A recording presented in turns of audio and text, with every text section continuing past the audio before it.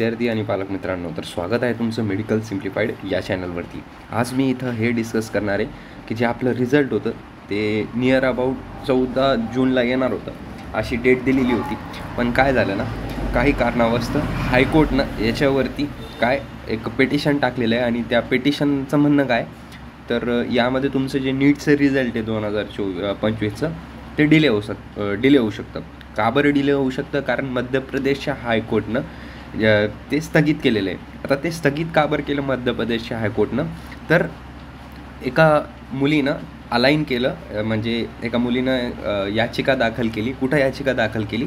तर मध्य प्रदेशच्या हायकोर्टमध्ये, की जे एक्झाम सेंटर होते इंदोरमध्ये MP मध्ये, तर त्या एक्झाम हॉलमध्ये आपलं जे पॉवर होती, म्हणजे जी लाईन होती ती नव्हती, त्याच्यामुळं त्याचं एक्झाम परफेक्ट नाही झालं।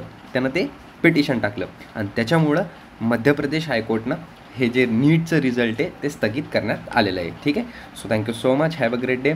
आणि इन्फॉर्मेशन आवडली असेल तर नक्की चॅनलला सबस्क्राईब करा, कारण ह्या चॅनलवरती मी सगळं कट ऑफ सगळं काही तुम्हाला सांगणार आहे। थँक्यू।